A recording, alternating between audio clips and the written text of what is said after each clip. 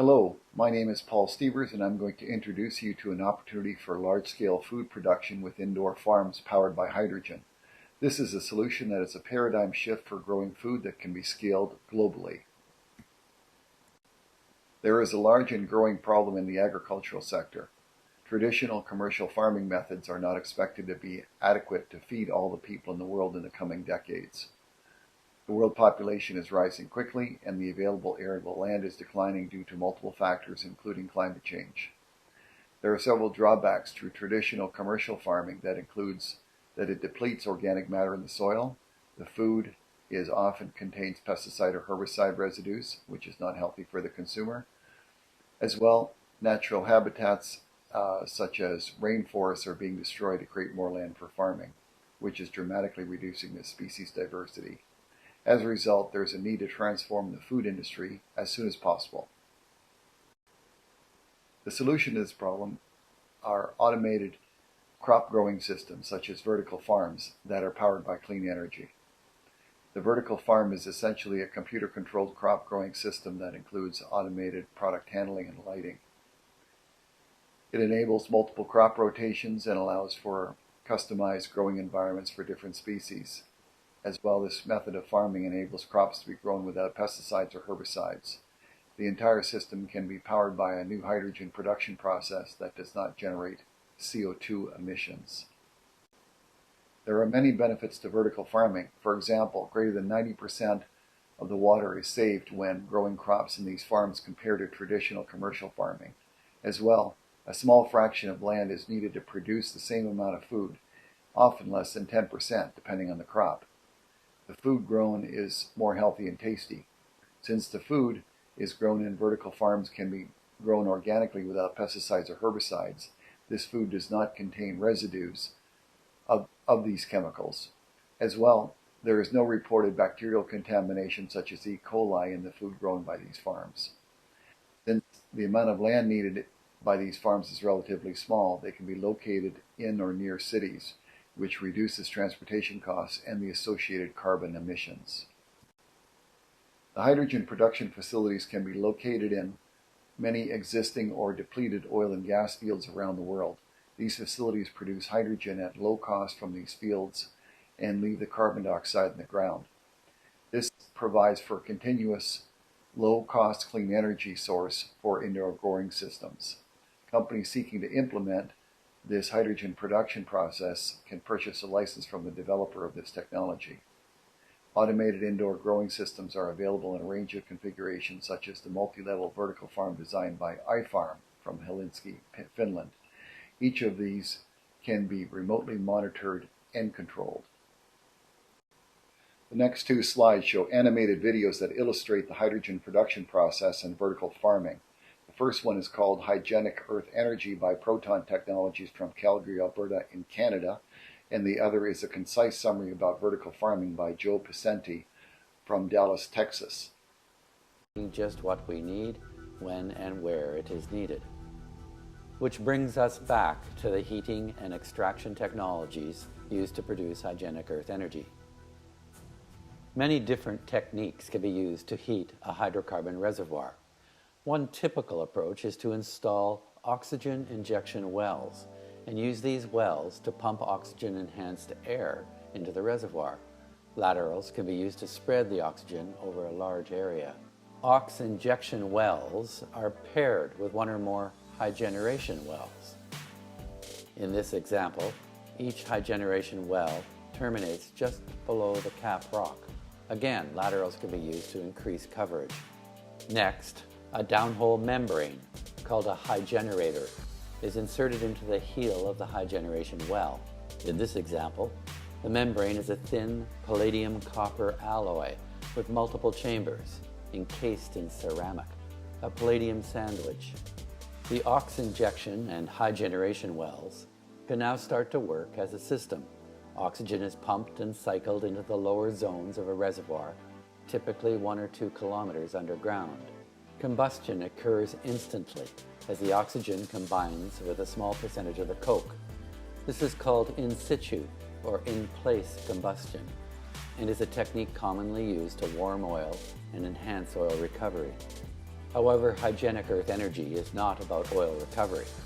Instead, temperatures are allowed to rise much higher, above 700 degrees Celsius.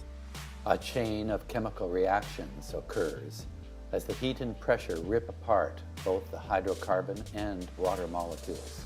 Synthetic gases are produced, including masses of trapped carbon dioxide, hydrogen gas, and oxygen. The extra oxygen helps sustain the in situ combustion. The hydrogen gas is slippery and buoyant and slowly floats upward, pooling under the cap rock.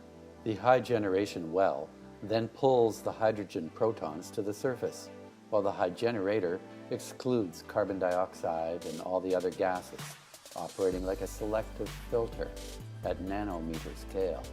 Once extracted, the pure hydrogen is stored and then distributed as a clean and green source of energy. Up next is the animated video about vertical farming.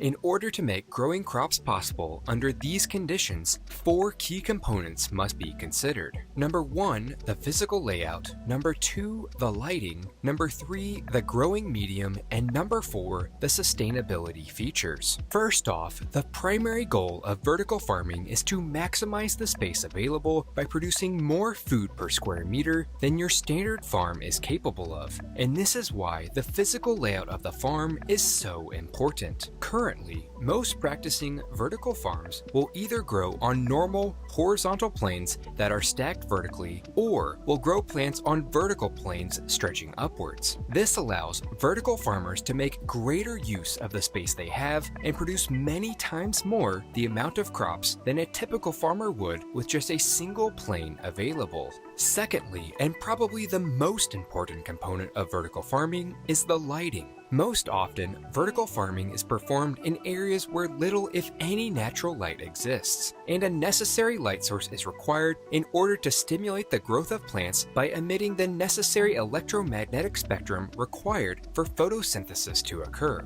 Incredible advances in LED light technology have enabled vertical farms to become what they are today. Although expensive, the price for LED lights used in vertical farming has come down dramatically, while the efficiency has greatly increased. According to the U.S. Department of Energy, over the last decade, the price of a typical LED light has fallen to below $10 per bulb, and their useful lifetime is now nearly 50,000 hours, or nearly 6 full years running continuously.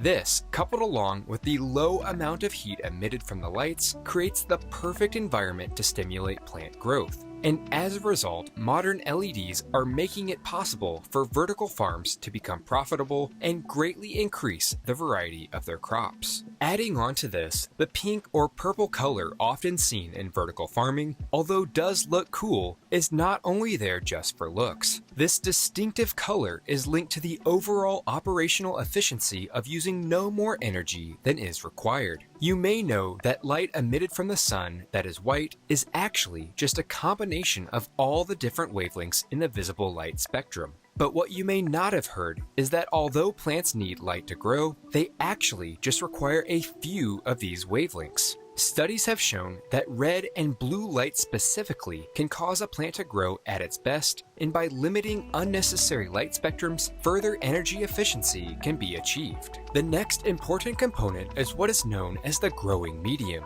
While all vertical farms come in different shapes and sizes, each farm will typically use one of 3 soil-free systems for delivering nutrients to plants in order for them to grow. The first of which is known as hydroponics. Hydroponics, which is actually the most common growing medium in all of vertical farming, works by submerging the plant's roots into a nutrient-rich water solution that can be circulated and monitored for the correct composition throughout the growth of the plant. This method requires no soil whatsoever and allows for an incredible amount of water conservation, as the water, other than what is actually being used by the plant, can be reused over and over over again. Additionally, this method is easy to scale as additional rows of crops can be added along with a supporting infrastructure to disperse the nutrient-rich water to the overall vertical farming system. The next method, aeroponics, uses a very unique method of farming that involves no soil, sunlight, or even direct water. This method was first pioneered by NASA in order to grow crops in space, and it involves frequently spraying crops with a nutrient-based mist. Although still somewhat rare to find in the vertical farming world, this method can reduce water usage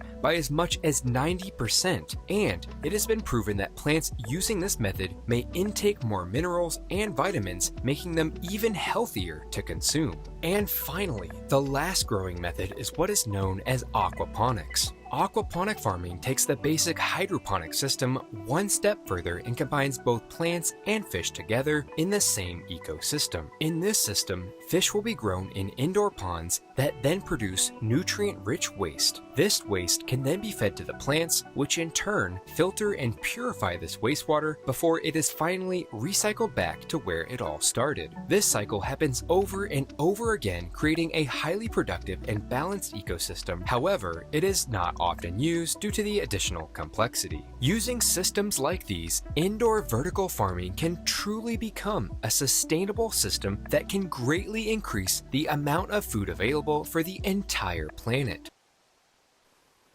There are additional profitable uses of this hydrogen production process and food growing system. For example, when available, excess hydrogen can be sold for a wide range of uses, including powering trucks to transport goods.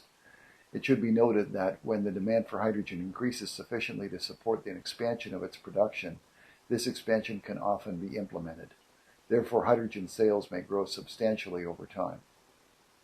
The same indoor crop growing system that grows food can also be used to grow tree seedlings to support large-scale reforestation. In conclusion, traditional commercial farming methods are not expected to adequately feed all the people in the world in the coming decades. This is mainly due to the rapid population growth and decline of arable land. Hydrogen can now be produced around the world in existing or depleted gas and oil fields while leaving the CO2 in the ground. As well, food can now be produced on a large scale in indoor growing systems that can be located next to hydrogen production facilities.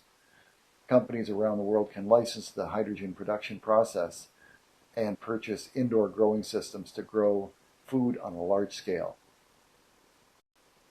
Thank you for taking the time to view this video. If you're interested in more information, please visit climatesan.org/HPF. Thank you.